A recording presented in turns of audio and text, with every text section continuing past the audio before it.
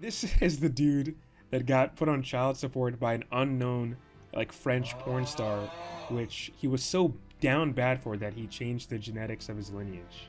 So maybe that was a bit too far to say, but like, come on. Like, okay, so Drake and Mr. 21 the Savage recently released this collaborative album. And really, it's mostly 80% Drake, 18% 21, 1% Travis Scott, and 1% Lil Yachty. Don't quote me on those figures or whatever. And I'm sure you know the title of the project is called Her Loss. I'm not exactly sure who's losing what, but maybe Drake is like, you know, all the bitches he fucked. It's him. He was the prize, and it was her loss. I thought the promo for the project was pretty funny. On the night of the release, this man Drake was putting anime porn, bro. Like he was putting anime porn on his Instagram feed. It's like, did anyone on his team say, yo, you need to chill? But in general, Drake and 21 Savage doing this anti-promo thing where they make fun of artists that go on different platforms to promote their projects by essentially making spoofs of these platforms just to do the same was pretty funny, at least to me. And from a Sonic perspective, I fucked with Her Loss mostly. So 6 out of 10 for me. But man, someone needs to respond to Drake with the same energy, because some of the lyrics on this was abuse on several levels and pot shots thrown at people for really no reason. Like, bro, where's Pusha T when you need him? Because lately, Drake is the definition of arrogance personified with no regard. But I'm conflicted. Is this entire project, from Persona to Rollout, supposed to be a cultural commentary on pop stars and the hip-hop genre artists alike? I don't know. I would wager to say that Drake is just talking his shit like always. But let's take a look at some of the lyrical content from this project that's making this dude Drake, the Six God, Drizzy, Champagne Poppy, look like a dickhead. Great bench, linking with the ops, bitch, I did that shit for J Prince. Bitch, I did it for the... So right away, we have this man spinning back on Ye on Circo Loco.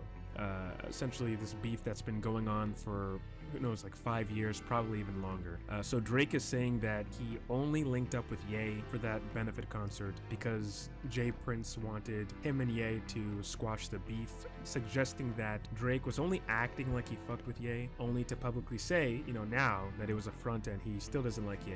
It's like, you know, grow the fuck up, dude. There was no need to act or mention this in the first place. It shows emotional immaturity. If you don't fuck with someone, don't act like you do in such a public setting, only to later turn your back and backbite them. Because from the looks of things, Ye and the public thought that this beef was squashed, and instead you decided to open it up once again. So it's like, this guy's really trying to assert himself. It's just kind of annoying. Sidebar, Serena, your husband a groupie. He claim we don't got a problem, but no boo it is, like you coming for sushi. We might pop up on... So on Middle of the Ocean, Drake is dissing Serena Williams' husband now. Like, what's going on, like, at this point? Because he's calling this dude a groupie. Seriously? Is Drake stuck up because he didn't get with Serena or have some sort of full-blown public relationship with her? This is just a weird jab at Serena Williams' husband, Alexis Ohanian. I think that's how you pronounce his name. But I think Alexis had a great response, had a W response on Twitter to Drake. Because this dude, you know, he's saying that he's a happy family man and he's happy to be a groupie to his family and his wife, Serena Williams. Meanwhile, this dude Drake has to create this whack-ass persona of a hard, you know, savage rapper who will fuck your wife or some stupid shit. But honestly, never mind. This is the dude that got put on child support by an unknown, like, French porn star, which he was so down bad for that he changed the genetics of his lineage. So maybe that was a bit too far to say, but like, come on, like, really, Drake? Try to bring the John, tell me he ain't know how we cha-cha slide. I'll never lose sleep. So now we're on Back Outside Boys. So here Drake is referencing his beef with Dram. In 2015, Dram accused Drake of ripping off his song Cha Cha by making Hotline Bling, and the two do have some similarities, but admittedly not enough in my opinion to say that it was a complete ripoff. The arcade-esque instrumental is there for sure, but the keys between the two tracks are different. But nevertheless, Drake is actually trying to resurrect old beef from 2015. Dram responded with a video on Twitter, essentially recollecting that, it was Drake's bodyguards that beat him up when Dram went to confront Drake on this issue in some sort of public setting. Hey, somebody tell Drake to shut the fuck up about that shit, man. Fucking 5 years ago. This nigga never even fucking touched me, nigga. I pressed his ass.